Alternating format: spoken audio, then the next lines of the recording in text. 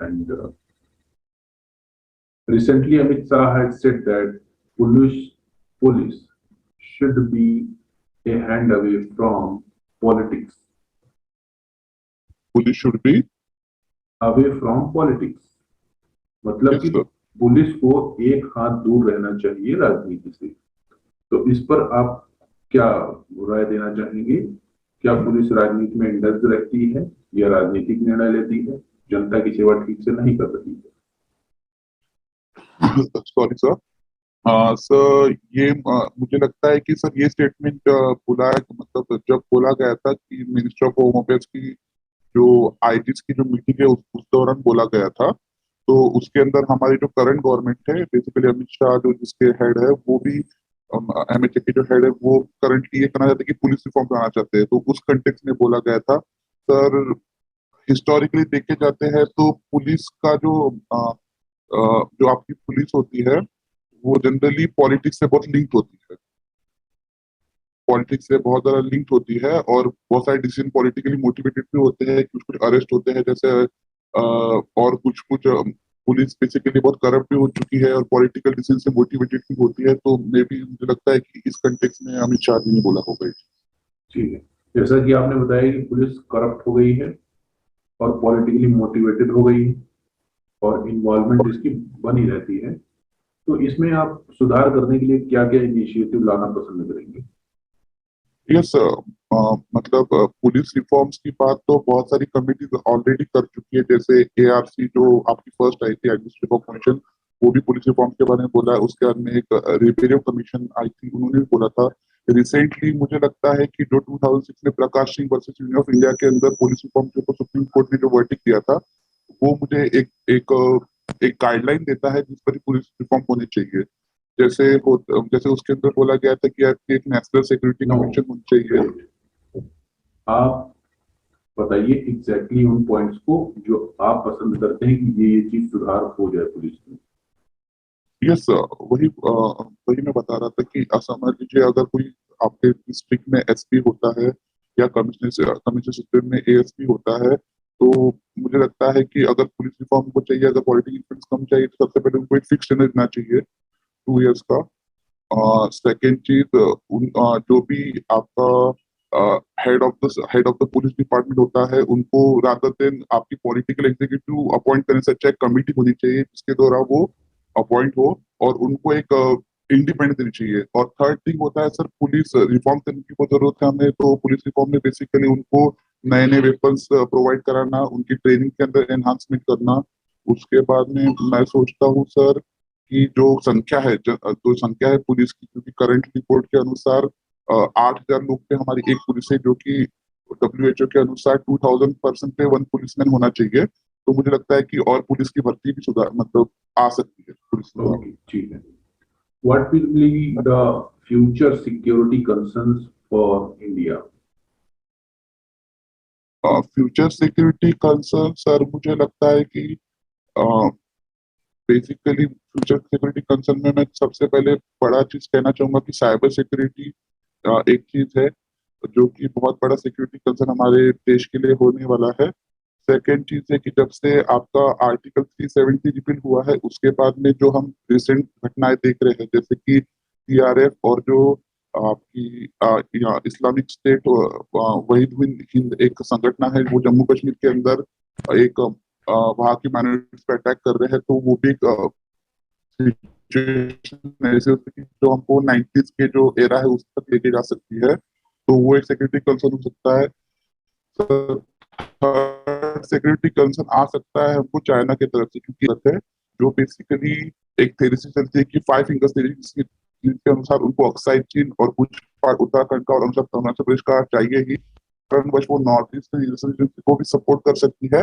उसके बावजूद वो हमारे बॉर्डर के एरिया के अंदर भी एक सिक्योरिटी बड़ा थ्रेट बन सकता है सर।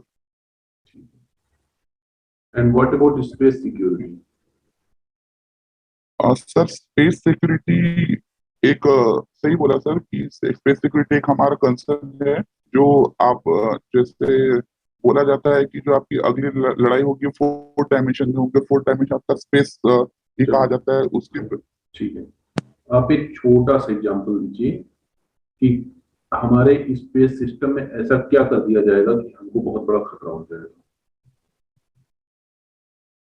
इस सिक्योरिटी को चैलेंज करने के लिए स्पेस सिस्टम में ऐसा क्या एक्ट कर दिया जाएगा जिससे भारत की स्पेस सिक्योरिटी में खतरा आ जाए? कुछ थोड़ा सा कनेक्ट कर दीजिए। हाँ सर, कनेक्टिंग डॉट हम बोल सकते हैं सर कि जैसे स्पेस डिफेंस बाकी कंट्रीज बढ़ा रही है, तो इंडिया की अगर प्रोग्रेस के लिए हमारे सैटेलाइट्स की बहुत जरूरत होती है। बॉर्डर सिक्योरिटी से लेके आपका जियो स्पेटियल नॉलेज वगैरह और मिलिट्री इंफॉर्मेशन सब आपके गुड, ठीक है, सैटेलाइट के अंदर। ठीक ठीक ठीक। आतंकवादी बनने की क्या क्या योग्यताएं होनी चाहिए? सर आतंकवादी बनने के लिए सर मुझे मतलब ये चीज तो नहीं पता, बट मैं थोड़ा सा बता सकता हूँ कि जैसे एक ऑब्जर्वेशन से बोल सकते हैं कि एक उसकी एक पक्की पॉलिटिकल आइडियोलॉजी या रिलीजियस आइडियोलॉजी चाहिए, जिसके प्रति उसके विचार बहुत एक्सट्रीम हो, वो किसी चीज को फॉलो करता हो और वो वायलेंस के अंदर बिलीव करता हो सर। ये दो ठीक है, चीजें मुझे लगता है कि प्लीज प्रिक्विसाइड है सर। आतंकवादी बनना एक योग्यता है या अयोग्यता है? तो अयोग्यता ही बोल सकते हैं, लेकिन जैसे उनको सिखाया जाता है वो उनके लिए एक प्रकार की योग्यता ही होती है सर, तो मैं वो कंटेक्स्ट बोल रहा था। What is the motive of urban nationalism against government of India to supporting LWE? So basically, the urban Naxal system was firstly firstly popped up during the 2018 Elgar Parishad in Maharashtra. That system was given by Maharashtra CM, which told us that the intellectual class in the society are basically providing moral support as well as financial support to the left wing extremism. Basically, the left wing extremism act as a proxy group for the Naxal, basically to create a perception among the people, to create a perception among common people about their issues and justifying the actions of left wing extremism, as well as it is used to there means there are some link that is found that it is used to generate money for them.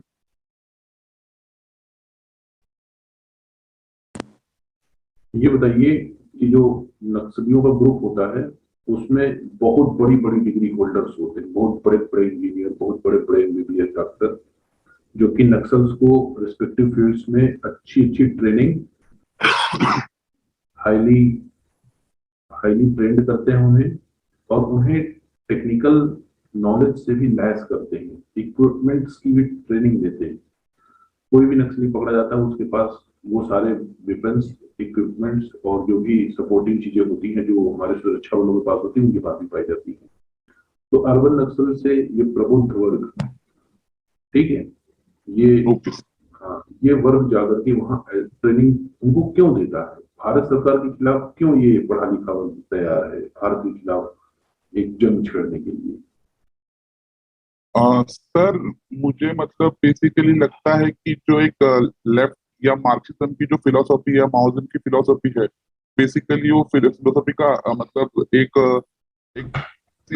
ऐसी होती है कि वो inequality को खत्म करना चाहता है। तो मुझे लगता है बेसिकली जो चाह मतलब जो लोग होते हैं जिसकी एक विचारधारा लेफ्टिज्म से ज्यादा पास होती है, वो बेसिकली इस प्रोपोगंडा में फंस जाते हैं सर। तो मुझे लगता है उस कारण मतलब जो होता है, और तो बेसिकली सेकेंड होता है कि उनको पैसा वगैरह मिलता हो उस चीज के कारण, तो वो भी एक ठीक है, पर्सनल मोटिव भी हो ठीक सकता है है, उस पीछे। ठीक।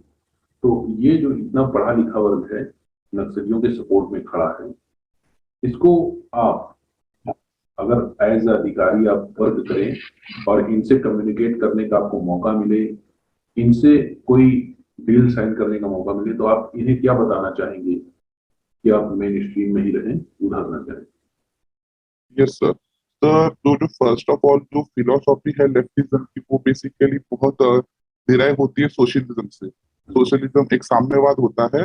तो बेसिकली भारत के अंदर कोई भी सरकार होती है, सोशलिस्टिक गवर्नमेंट ही होती है, जो वेलफेयर ऑफ सोसाइटी के बारे में ही सोचती है। तो मोस्ट ऑफ द स्कीम जो होती है इंडिया की जो वेलफेयर स्टेट के अंदर होती है, बेसिकली लेफ्ट ओरिएंटेड ही होती है। तो सर मैं जाके उनको सबसे पहले वो समझाऊंगा कि आप जिस फिलोसॉफी को करना चाहते हो, आपकी अगर पॉइंट लेजिटिमेट है तो उसको सरकार मानेगी, लेकिन जहां पर भी अगर आप लोग अगर एक मॉरल सपोर्ट देते हो वायलेंस को, तो वो चीज तो मतलब हम मान नहीं सकते सर। बेसिकली तो उनको मैं कन्विंस करना चाहूंगा कि आप इन चीजों को सपोर्ट करना छोड़ दीजिए और बेसिकली मेन स्ट्रीम में आकर एक सरकार का और इंडिया की ग्रोथ का पार्ट बनिए। ठीक है। जैसा कि नक्सलिज्म में जल जंगल जमीन वाला मुद्दा उठा था, तो उसका एक अगर हम मोटा मोटा अर्थ निकालें तो ये होता है रोटी कपड़ा मकान। ठीक है। और हमारी गवर्नमेंट में इतनी ज्यादा स्कीम्स, इतनी ज्यादा पॉलिसी हैं कि अगर आदमी उसकी अर्निंग जीरो हो तब भी गवर्नमेंट उसको रोटी कपड़ा और मकान देने की हर योजना है। ठीक है। और अभी भी ये रोटी कपड़ा और मकान का मुद्दा एलडब्ल्यू के पास फिर क्यों है? सर रोटी कपड़ा मकान बेसिकली जल जंगल जमीन का जो मुद्दा है, बेसिकली जो ट्राइबल हम कंटेक्स्ट में देखते हैं तो जैसे ट्रेडिशनली जो ट्राइबल लोग होते हैं बेसिकली वो एक जंगल को एक कम्युनिटी मानते हैं और खुद एक समाज होता है। लेकिन जैसे आपका 1980s के अंदर फॉरेस्ट कंजर्वेशन एक्ट है, उसके बाद में वाइल्ड लाइफ प्रोटेक्शन एक्ट, बहुत सारे जैसे एक्ट्स है, उसके कारण जो ओनरशिप ऑफ द जंगल है वो सरकार को मिल गई। उसके कारण उनको एक एलिनेशन फील गया, तो मतलब उनको एक एलिनेशन की फीलिंग आ गई। इसका ही फायदा नक्सलियों ने उठाया था। और बेसिकली सर इतनी सारी स्कीम्स होने के बावजूद भी बहुत सारे कारण हम बोल सकते हैं जिसके कारण आपकी जो ये जो मुद्दे हैं वो उठ नहीं पा रहे। बेसिकली तो इंडिया के अंदर जो करप्शन एक आपके सिस्टम के अंदर घुसा हुआ है वो नक्सली इलाके या जो ट्राइबल एरिया है उसके अंदर 10 गुना या 100 गुना बढ़ जाता है। तो बेसिकली वो चीज होता है, वहां पे ठीक है। गवर्नमेंट डिफिस होती है। ठीक। और अब आप हमें ये बताइए, नक्सलियों की जो सरकार है उसका नाम पहले बताइए कि वो किस नाम से अपनी सरकार चलाते हैं? Communist party of India sir. और और एक उनका पोलिट ब्यूरो होता है जो हायर बॉडी होता है। नहीं, कम्युनिस्ट पार्टी ऑफ इंडिया और ब्रैकेट में कुछ लिखते हैं वो? Communist party of India Maoist sir. Yes, माओवादी। लेकिन उनका जो सरकार चलती है उसका सरकार का नाम होता है। जैसे वो डिसीजन मेकिंग पॉलिसी वगैरह करते हैं या किसी के खिलाफ फैसला सुनाते हैं तो बोलते हैं कि ये इस सरकार ने फैसला, वो वाला नाम बताइए। सर मुझे आइडिया नहीं सर। जनताना सरकार सुना है आपने? क्या सर? वो लोग बोलते हैं ना जनताना सरकार। जनता ना सरकार। आपने सुना है इस वर्ड को? नहीं सर, मैं मतलब फर्स्ट टाइम सुन रहा हूँ ये चीज सर। फर्स्ट टाइम सुना, चलिए ठीक है। वो लोग जब भी किसी को सजा देते हैं या किसी के खिलाफ कुछ डिसीजन लेना होता है तो जनताना सरकार का कॉन्सेप्ट यही है कि जो भी हम डिसीजन लेंगे जनता ही सरकार है।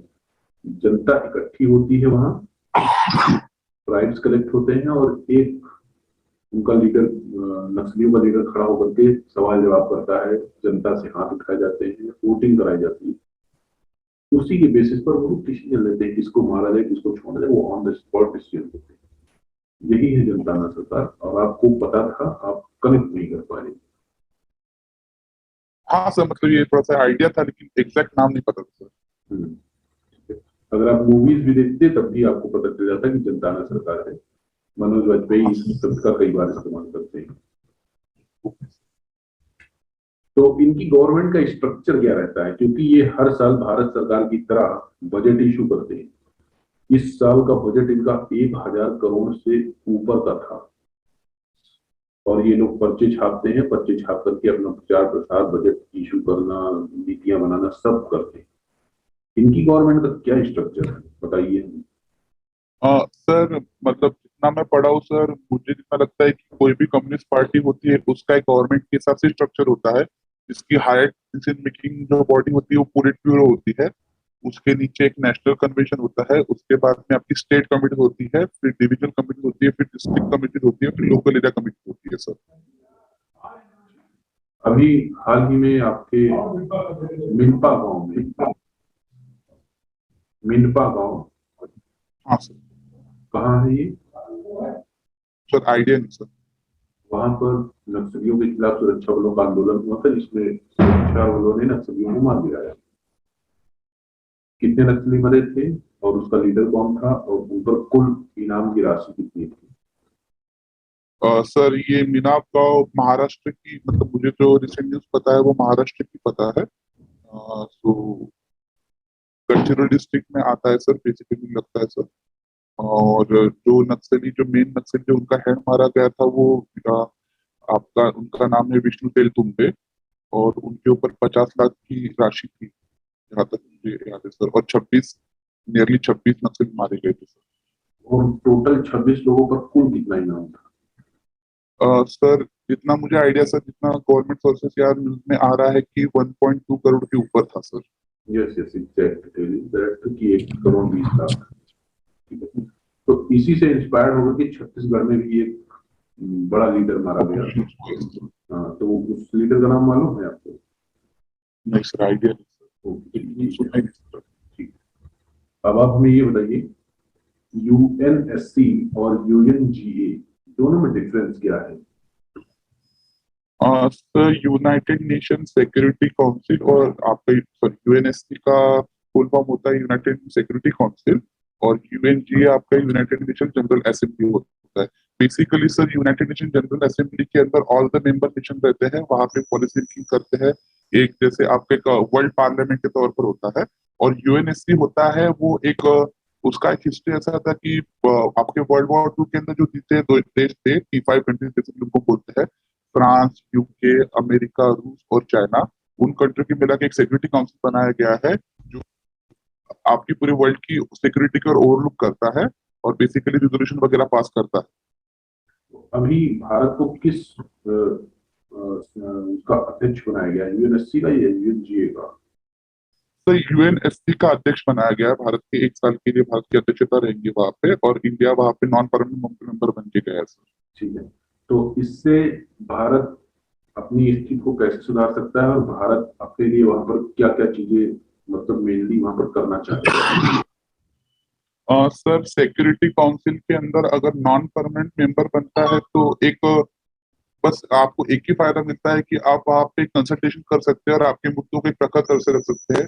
आपको जैसे P5 मेंबर के साथ में जो वीटो पावर होती है सिक्योरिटी इश्यूज के लिए, वो तो आपको नहीं मिल पाती है, लेकिन आप प्रखर मुद्दे उठा सकते हैं। रिसेंटली सर एस जयशंकर जो हमारे फॉरेन मिनिस्टर है, उन्होंने आपका एक ब्लूप्रिंट तैयार किया था कि इंडिया यूनिवर्सिटी के अंदर क्या क्या रिफॉर्म्स, मतलब क्या क्या मुद्दे उठाना चाहेगा। बेसिकली वो एक मुद्दा उठाना चाहेगा कि पाकिस्तान के अंदर जो टेररिज्म है उसको पूरा वर्ल्ड मिलके उसको हाईलाइट करे, और उसके ऊपर बेसिकली एक एफएटीएफ की लिस्ट होती है, उसके ब्लैक लिस्ट के अंदर डालने के लिए पूरे देशों को कन्विंस करना एक आपका मुद्दा है। सेकंड जहां तक कि मैं पढ़ा हूँ सर, चाइना की जो विस्तारवादी नीतियां है उसके खिलाफ एक ब्लॉग बना के उनके मतलब उनके इरादों को जल्दी से मापना और उनको काउंटर करने के लिए भी एक स्ट्रेटेजी बनाने को, वो चीज हाईलाइट करने की बात है। ठीक थर्ड चीज ठीक आपकी हो जाती है। ठीक है, तो ये जो एफएटीएफ की ग्रे लिस्ट होती है जिसमें पाकिस्तान को हम लोग शामिल करना चाहते हैं और पाकिस्तान शामिल रहा भी है इसमें, तो ग्रे लिस्ट में शामिल करने के बाद किसी देश को उसके ऊपर क्या बुरा प्रभाव पड़ता है? सर ग्रे एंटली सर पाकिस्तान ग्रे लिस्ट नहीं है सर, बेसिकली पाकिस्तान को हम ब्लैक लिस्ट में डालना है। और ब्लैक लिस्ट के अंदर जैसे एफएटीएफ के अंदर 2 लिस्ट होती है, ग्रे लिस्ट होती है और ब्लैक लिस्ट होती है। बेसिकली एफएटीएफ के अंदर अगर आप ब्लैक लिस्ट में आ जाते हैं, जैसे कि हमारे करंटली ईरान और आपकी नॉर्थ कोरिया उसके अंदर पहले से इंक्लूड है, उसके कारण हमको एक फाइनेंशियल रिस्ट्रिक्शन लग जाते हैं। आपको आईएमएफ से, वर्ल्ड बैंक से लोन मिलना मुश्किल हो जाता है, और उसके बाद में आपके अंदर जो फॉरेन करेंसी एसेट है वो भी कटते हैं, रुपये डिवैल्यू होता है, और उसके बाद में बहुत फाइनेंशियल लॉस होते हैं बेसिकली ठीक कंट्रीज को। है, एंड आप ये बताइए कि किसी भी सोवरेन कंट्री के लिए न्यूक स्टेट होना या फिर परमाणु संपन्न होना कितना जरूरी है? सर परमाणु एनर्जी सर डिटरमाइन करता है कि आपको बेसिकली आपको कितने थ्रेट, मतलब आपके पास कितने थ्रेट, उस चीज के ऊपर हम डिटरमाइन कर सकते हैं। जैसे हम इंडिया के कंटेक्स्ट में बोल सकते हैं तो इंडिया के बाद में एक बहुत अनफ्रेंडली नेबर जैसे पाकिस्तान और चाइना है। चाइना के पास में पहले से ही न्यूक्लियर वेपन्स थे, तो खुद के सेल्फ डिफेंस के लिए और सेल्फ डिफेंस के लिए जरूरी है कि हमारे पास भी न्यूक्लियर वेपन जरूरी हो, और इस प्रकार की हमारी लेकिन न्यूक्लियर पॉलिसी भी बनी है। लेकिन लेकिन पूरा विश्व इस ओर देख रहा है कि जो हिरोशिमा और नागासाकी में हुआ हो भविष्य में कभी ना हो, और पूरा विश्व इस बात पर आगे जा रहा है कि हम जितने भी न्यूक्लियर वेपन्स हैं उनको नष्ट कर दें और सारे विश्व में कोई भी न्यूक्लियर कंट्री ना रहे। तो हाँ न्यूक तो परमाणु संपन्न होना कहाँ तक वाजिब है? सर वाजिब की बात नहीं है सर, इंडिया जहां तक ये था मतलब पहले से ही डिसएडवांटेज पोजीशन पे था, और India from mister Jawaharlal Nehru, हमारे पहले प्राइम मिनिस्टर के, एक यूनिवर्सल डिसआर्मामेंट की एक थ्योरी है, उसके प्रति जाना चाहता है। पर उसके लिए ये जरूरी है कि बाकी सभी कंट्रीज अपने न्यूक्लियर वेपन को अ, खुद से बंद करते या खत्म करते, तभी जाके एक ओवरऑल डिसआर्मामेंट हो सकता है सर, बेसिकली मुझे लगता है। लेकिन मतलब जहां तक कि हम चाहते हैं कि हमारे सिक्योरिटी कंसर्न के हिसाब से तो फिलहाल में हमको जरूरी है, क्योंकि हमारे आजू बाजू में तो एक न्यूक्लियर पावर्ड कंट्रीज बैठे हुए हैं, तो एक डेटरेंस के लिए भी हमको वो चीज चाहिए सर। ठीक है, मतलब कि एक तरह से शीत युद्ध की स्थिति बनी रहनी चाहिए, लोग एक दूसरे से डरते रहे, यही उद्देश्य है परमाणु संपन्नता का। नहीं सर, परमाणु संपदा का इंडिया के अंदर, मतलब बेसिकली हम इंडिया के कॉन्टेक्स्ट में बोला जाए तो इंडिया की तो कोई गलती थी नहीं उसके अंदर, क्योंकि जो पहले जो नेशंस थे जिन्होंने न्यूक्लियर एनर्जी एक्वायर किया, न्यूक्लियर बॉम्ब एक्वायर किया, वो अमेरिका, रूस थे जो बैलेंस वॉर कर रहे थे। उसके बाद में यूके और चाइना थे। उस इसके बाद में इंडिया को एक डिसएडवांटेज पोजीशन में भी डाल दिया गया था जब। चलिए ठीक है, ठीक है। इस समय टोटल कितनी कंट्रीज हैं जो परमाणु संपन्न है? सर मुझे काउंट नहीं याद है, मैं आपको नाम बता सकता हूँ सर। एक यूएस है, एक रशिया है, हम्म, उसके बाद में आपका फ्रांस है, यूके है, उसके बाद में चाइना है, इंडिया है, पाकिस्तान है, नॉर्थ कोरिया है, और ईरान बनाना चाहता है। इसराइल को मिस कर दिया आपने, है ना? हाँ सर, इसराइल। ठीक है, मतलब P5 नेशन और इंडिया, पाक तो इसराइल और नॉर्थ कोरिया, ये नॉर्थ कोरिया सर। ठीक है। तो आप ये बताइए कि अभी तक जितने प्रधानमंत्री हुए आप उनमें सबसे ज्यादा किसको नापसंद करना चाहिए? सर जितने भी प्रधानमंत्री हैं उन्होंने देश की सेवा की, और उनका जो मोटिव रहा है बेसिकली वो देश के प्रति ही रहा है, और उन्होंने जो डिसीजन वगैरह लिए हैं वो भी देश हित है। लेकिन सर कुछ कुछ प्राइम मिनिस्टर होते हैं जिसको, मतलब पर्सनली मैं तो कुछ नाम पसंद ना करना चाहूंगा, लेकिन अगर मुझे पूछा जाए तो एक शॉर्ट टर्म जो प्राइम मिनिस्टर बने थे इंडिया के अंदर, जो कि बहुत ज्यादा वर्क नहीं कर पाए, उनको मैं अपनी अनफेवरेट लिस्ट में डालना चाहूंगा सर। कौन? सर मतलब आपके संबंधित जो शॉर्ट टर्म प्राइम मिनिस्टर थे, जैसे एच डी देवगौड़ा थे, आई के गुजराल थे। बेसिकली उनका टर्म इतना नहीं था कि उसके उनके हम अचीवमेंट्स बाकी लोगों से, बाकी प्राइम मिनिस्टर ज्यादा वेट कर सके। ठीक है। और एक पीएम हमारे ऐसे भी रहे हैं जिन्होंने संसद भवन में कदम ही नहीं रखा कभी, आप उनका नाम बता सकते हैं? सर सुना ही नहीं दिया सर कुछ। एक प्राइम मिनिस्टर ऐसे भी थे जिन्होंने लोकसभा में कदम ही नहीं रखा था, उनकी अटेंडेंस ही नहीं लगी थी कभी। सर मेरे हिसाब से चौधरी चरण सिंह थे। ठीक है। और एक प्रधानमंत्री ऐसे थे जिन्होंने आपकी रिसर्च एंड एनालिसिस विंग के खिलाफ पूरा मोर्चा खोल दिया था, और उनके चक्कर में हमारे कुछ अधिकारियों की हत्या भी हो गई थी। कपूटा परमाणु पाकिस्तान में जो प्रोग्राम चल रहा था, तो आप इन लोगों को पसंद करने का क्या रीजन समझते हैं? सर पसंद करने का मतलब जो भी चीज उनके बारे में, स्पेसिफिकली हम मोरारजी देसाई की बात कर रहे हैं, जिनका 2 साल का टेनर था। तो सर मतलब मेरे आंसर में तो जहां तक कि जो शॉर्ट टर्म जिन्होंने प्राइम मिनिस्टर सर्व किया है, वो तो एक पसंद वाली बात उनके अंदर तो बेसिकली कुछ है भी नहीं, और मतलब कुछ मतलब बाकियों की तुलना से थोड़ी कम है। और पसंद करने का सारा कारण सर कुछ नहीं है सर। ठीक है, चलिए ठीक।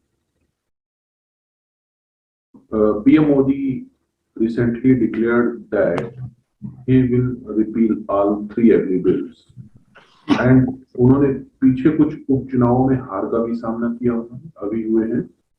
आगे 5 राज्यों में चुनाव होने हैं, विधानसभा चुनाव। इन्होंने पूरी तरीके से अपने पॉलिटिकल चेक एंड बैलेंस को मेंटेन किया और डिसीजन ले लिया कि चलिए इसको हटा देते हैं। इस पर बताइए आप। सर टोटली तो सर मैं इस चीज से मतलब मैं पोलाइटली थोड़ा सा डिसएग्री करना चाहूंगा इस चीजों के कारण। हाँ, इंडिया के अंदर जो भी सोशल लेजिस्लेशन होते हैं वो एक पॉलिटिकली मोटिवेटेड होते हैं, लेकिन उसके बिहाइंड मतलब उसके बिहाइंड एक बैकग्राउंड भी था कि 1 साल से आपके फार्मर प्रोटेस्ट कर रहे थे और उनके लेजिटिमेट इश्यूज थे, उसको भी सरकार को सुनना था। उसके बाद में जो पंजाब है आपका बॉर्डर था, कि रिसेंटली उन चीजों के अंदर घटनाएं खालिस्तानी कुछ कुछ एलिमेंट से वो प्रोटेस्ट का फायदा उठा सकते हैं, और ये पंजाब एक बॉर्डर स्टेट है। इवन जो कांग्रेस के पूर्व चीफ मिनिस्टर थे अमरिंदर सिंह, वो बीजेपी के ना होते हुए भी उन्होंने पीएम मोदी को एक चेतावनी के तौर पर बताया था ये चीज, क्या बॉर्डर स्टेट के अंदर इतने दिन तक अराजकता नहीं रह सकते हैं, क्योंकि पाकिस्तान एक खालिस्तान जो आपका रेफरेंडम 2020 की जो बात करता है उसको रिवाइव करने की कोशिश कर रहा है सर, तो वो भी एक उसके बिहाइंड मोटिव हो सकता है सर। तो ओवरऑल सर एक नेशनल सिक्योरिटी से रिलेटेड भी एक अच्छा डिसीजन था सर। और दूसरी चीज जो डेमोक्रेसी के अंदर डिसेंट की भावना होती है उसके प्रति भी एक अच्छा डिसीजन था कि लोगों की सुनी गई। चलिए ठीक है। अगर आपसे मैं कहूँ कि ये एक पॉलिटिकल मूव है, इस बात का कितना परसेंटेज है 100 में? सर पॉलिटिकल मोटिव के प्रति तो सर मैं उसको 10 या 20% देना चाहूंगा सर, क्योंकि ठीक है। रिसेंटली क्योंकि इट्स मैं ओके, इट्स ओके, मैं it's okay.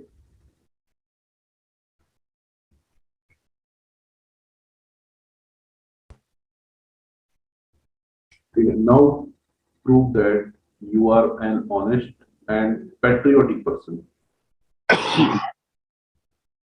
Sir, basically, some of the qualities, sorry, sir, some of the qualities that I highly regard is honesty, integrity, and patriotic person. I would like to prove that small nitpick things that basically makes a person to be a patriotic person and honest person. Basically, some of the things that I do in daily things, whenever whenever I have cup of tea or have some chips packet, I would basically ensure that I would pick that thing and put it in dustbin. That is one of the things, because cleanliness is also working for cleanliness, is also working for the nation. So that also show my patriotism and mm, basically, Okay, uh, it's all right. So now come to the term NSA, National Security Advisor. Which type of post it is, and what is the job role of NSA? sir, I know about NSA. The NSA has been given as a rank of a cabinet minister. Our current NSA is Ajit Doval, and the post of NSA was formed during the time of Atal Bihari Vajpayee to look after the security concern, overall security concern. He is the prime advisor to the prime minister related to all security related issues, and he acts as a guide and a philosopher to all the security agencies and guide them and perceive threats and give them information about the security situation of the country. Sir. Now come to the exchange of religion. अगर आपको IB में रहते हुए कभी मुसलमान बन करके, जैसे कि अजीत डोभाल जी ने किया था, Sorry. अपना धर्म परिवर्तन कराना पड़े और ये लाइफ टाइम के लिए हो जाए कि अब आप मुस्लिम बन करके ही रहेंगे, तो आप इस पर क्या डिसीजन लेना चाहेंगे? सर सबसे अगर मैं इंटेलिजेंस ऑफिसर बनता हूँ तो सबसे मुझे मतलब बेसिकली जो चीज सबसे ऊपर रहेगी वो मेरे लिए नेशनल सिक्योरिटी रहेगी। और नेशनल सिक्योरिटी के प्रति अगर मुझे जो भी रोल दिया गया, मतलब मुझे जो भी रोल दिया जाएगा, या मुझे मुसलमान बनने दिया जाएगा या फिर और कोई रोल दिया जाएगा सर, तो मैं उसको फुली एक्सेप्ट करूंगा सर। ठीक है। अब आप ये बताइए कि what will be immediate actions should be taken after communal rights? Sir communal riots के बाद में इमीडिएट एक्शन बेसिकली तो ये करना चाहिए कि जो भी परपेट्रेटर्स है उनको जल्दी से जल्दी अटैक करना चाहिए। सबसे पहले तो एक पीस कम्युनिटी बनानी चाहिए जिसके अंदर आपके जो दोनों जो कम्युनिटीज है उनके लोग मिलके एक पीस का मैसेज दे। उसके बाद में सोशल मीडिया कैंपेन चलाना चाहिए कि आपने वायलेंस को हटाना चाहिए। उसके बाद में लोगों को एजुकेट करना चाहिए कि आपके पास में कोई भी मैसेज वगैरह आया है उसको आप एक बार वेरीफाई करा दीजिए या किसी एजेंसी को या पुलिस को बताना चाहिए। उसके बाद में जब तक कि आपका जो राइट इफेक्टेड एरिया है वो हॉटस्पॉट बन रहता है तब तक के वहाँ पे एक हेवी पुलिस डिप्लॉयमेंट भी होनी चाहिए sir. What about power cut, supply cut, internet cut? Sir internet cut के लिए सर मैं उसका पक्षधर मतलब पूरी तरीके से नहीं हूँ सर।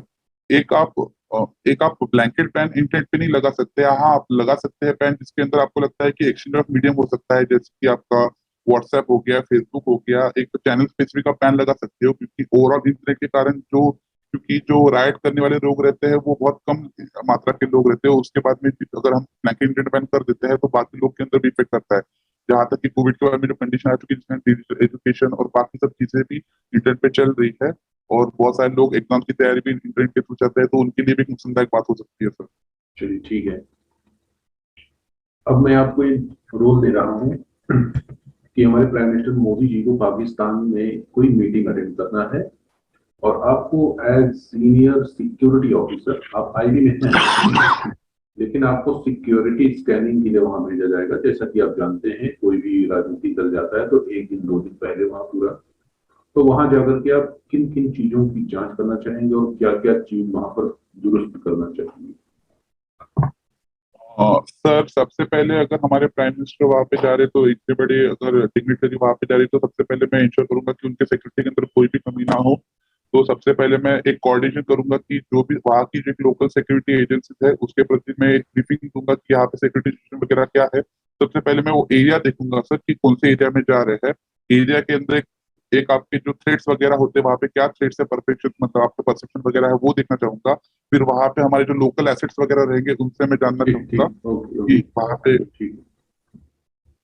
अब आप हमें ये बताइए कि आईबी में रहते हुए आपको अगर अंडर कवर एजेंट बनाया जाए या फिर डिस्गाइज रोल में रखा जाए, तो आप कौन कौन से रोल परफॉर्म कर सकते हो इमीडिएट?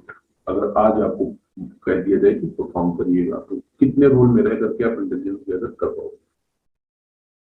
और सर रोल मतलब आईबी के अंदर रह के तो सर मैं अगर inform- तो कोई भी रोल कर सकता हूँ बेसिकली।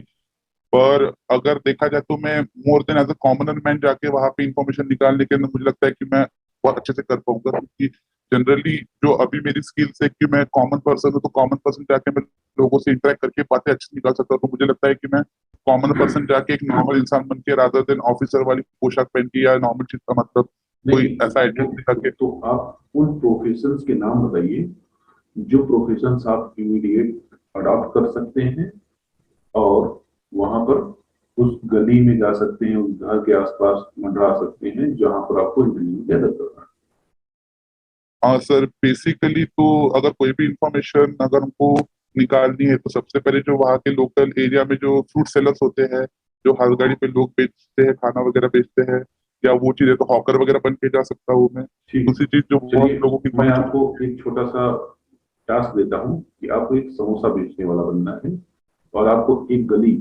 में कुछ घर हैं, वहां पर आपको कुछ संभावना है कि वहां कुछ बाहरी लोग आए हुए हैं, उन पर नजर रखने के लिए आपको उस गली में समोसा बेचना है। तो एकदम जीरो लेवल से आप बताइए कि आप क्या क्या करेंगे? हाँ सर सबसे पहले तो मैं वो एरिया की इंफॉर्मेशन निकालूंगा, वहाँ पे नुक्कड़ गलियां वगैरह क्या है लोकल से पूछ के कैसा वगैरह है। उसके बाद में मैं आपका एक लोकल आपका मतलब कि जो आप एक। सबसे पहले एंट्री और एग्जिट चेक करेंगे, आप ये कह सकते हैं यहाँ पर कि हाँ सर। कभी भी कोई दिक्कत आपको होती है तो एग्जिट कहाँ है, एंट्री कहाँ है, रास्ते आप जानना हाँ चाहेंगे। ठीक है, पहली बात। दूसरी बात, आप क्या करना चाहेंगे? दूसरी बात तो सर मैं वहाँ पे एक अपना लोकल बैकअप भी रखना चाहूंगा, वहाँ पे जो मेरे मतलब गुड, जो ठीक मेरे है, ठीक जो है। लोग हैं जो मेरे को मुझे ओके बता सके ओके। खतरा वगैरह। थर्ड? और हर चीज सर मैं अपना हुलिया इस तरह से बनाऊंगा कि वहां पे कोई किसी को शक ना हो कि मैं वहां पे आपका एक हॉकर हूँ या कोई दूसरा पर्सन हूँ सर, वो ठीक है, हिसाब से मैं ठीक रहूंगा। है। आप अपनी जो समोसे की दुकान लगाएंगे उसके लिए क्या अरेंजमेंट करना चाहेंगे, और लोगों को अपनी हाँ तरफ मतलब आकर्षित करने के लिए क्या करना चाहेंगे कि वो थोड़ा सा आपसे आकर्षित हो, आपको देखें तो आपके पास आए, आपसे बातचीत करें? हाँ सर अगर ऐसा चीज अगर कुछ करना मुझे चाह मतलब अगर मैं करना चाहूँ तो मैं ट्राई करूंगा कि जिस एरिया में मैं रहूँ वहाँ के अंदर कुछ लोकल सॉन्ग्स वगैरह होते हैं जो बहुत फेमस वगैरह होते हैं। तो उसका अगर समोसे से रिलेटेड अगर कोई सॉन्ग वगैरह होगा तो वो लगा के देखूंगा, जिसके कारण लोग एक ओके अचंभित करके मेरे पास ओके, आने की कोशिश करेंगे। ठीक है। आप हमें बताइए कि आगामी 5-6 महीने में भारत में कौन से ऐसे 5 क्षेत्र हो सकते हैं जहां अशांति होने की संभावना सर्वाधिक है? सर मुझे जहाँ तक के लगता है कि सबसे बड़ा फ्लैश पॉइंट तो हमारा जम्मू एंड कश्मीर ही रहेगा। अ, सर इसके बिहाइंड रीजन तो मतलब जैसे एप्लीकेशन ऑफ आपके आर्टिकल 70 के बाद में बहुत देर तक शांति थी, उसके बाद में तो जो ग्रुप है वो रीग्रुप हो चुके हैं, उसके बाद में कुछ ना कुछ करने की वो चाहत करेंगे सर। सेकंड मुझे फ्लैश पॉइंट लगता है सर कि जो आपका पूरा चाइना बॉर्डर है हम्म, वहां पे एक चीज हो सकता ठीक है। है। थर्ड बताइए। हाँ तो थर्ड हो सकता है, थर्ड हम बता सकते हैं कि जैसे अब उनका बहुत बड़ा नेता महाराष्ट्र के अंदर मारा गया है तो दंडकारण्य रीजन के अंदर एक इंस्टेबिलिटी या माओइस्ट का बदला ठीक है, लेना ठीक है। चाहते हैं सर। फोर्थ? वो वहां पे बोल सकते हैं। और फोर्थ चैलेंज मुझे सर लगता है कि इंडिया के अंदर बहुत हाई अनएम्प्लॉयमेंट बढ़ रहा है, तो मुझे लगता है कि उसके खिलाफ बहुत मैसिव प्रोटेस्ट भी हो सकते हैं। ठीक है। तो वो एक इंटरनल सिक्योरिटी चैलेंज हो सकता है सर। और फिफ्थ मुझे लगता है सर कि जैसे इलेक्शन प्रोसीड हो रहे हैं तो मुझे लगता है कि कम्युनिज्म बढ़ सकता है। Stop. Now, you are given a role as an IB officer to mobilize youth in Jammu and Kashmir and get into the mainstream. The youth of Jammu and Kashmir are better known as stone pelters और वो shelter provide करते हैं आतंकवादियों को, उनके लिए shield का काम करते हैं। आप उनके लिए पर्सनली वहां जाकर के, आपके पास सारी पावर है, सारी अथॉरिटी है, सारा मैनेजमेंट है, सब कुछ है, क्या करें? सर ऐसी अगर पावर मेरे पास में दी जाएगी तो सबसे पहले तो मैं लोकल्स को अपने प्रति लाने के लिए सबसे पहले तो मैं उनकी जो फिलोसॉफी है उनकी फिलोसॉफी समझने की कोशिश करूंगा कि वो कौन से फिलोसॉफी से डिराइव होकर ये चीज करना चाहते हैं। जो उनके लोकल वगैरह इश्यूज जो एलिनेशन वगैरह हो रहा है उसके प्रति मैं उनको एड्रेस करना चाहूंगा। तो बेसिकली मेरे अंदर जितने भी पावर्स रहेंगी तो मैं सबसे पहले उनको रिहेबिलिट करने का कोशिश करूंगा, उनको कन्विंस कराऊंगा सबसे पहले कि आप ये चीज छोड़ दीजिए और आप मेन स्ट्रीम में आ जाइए। और उनका जैसे अगर वो रेडिकलाइज कोई चीज के कारण हो रहे हैं तो मैं उन्हीं का मतलब समझ लीजिए, अगर रेडिकलाइज इस्लामिक यूथ है तो मैं उनको वही कुरान के पाठ पढ़ा के उनको बताना चाहूंगा कि भाई आपका जो एक धर्म है वो पीस का मैसेज भी देता है और मेन स्ट्रीम में आने की कोशिश भी कराता है। तो वो मतलब उस प्रकार की रेडिकेशन कराने की कोशिश भी करूंगा और इकोनॉमिक बेनिफिट उनको देना चाहूंगा, बहुत अच्छी अच्छी उनको जॉब वगैरह अपॉर्चुनिटी प्रोवाइड करूंगा करूंगा। उसके बाद में उनके उनके जो यूथ है उनको पूरे इंडिया का एक चक्कर लगाऊंगा जिससे प्रति वो जान सके कि इंडिया के अंदर जो कंडीशंस है, प्रिवेलिंग कंडीशंस है वो कैसी है और जम्मू कश्मीर के अंदर आप रह के आप क्या क्या चीज मिस कर रहे हो, ये सारी चीजें कराऊंगा सर।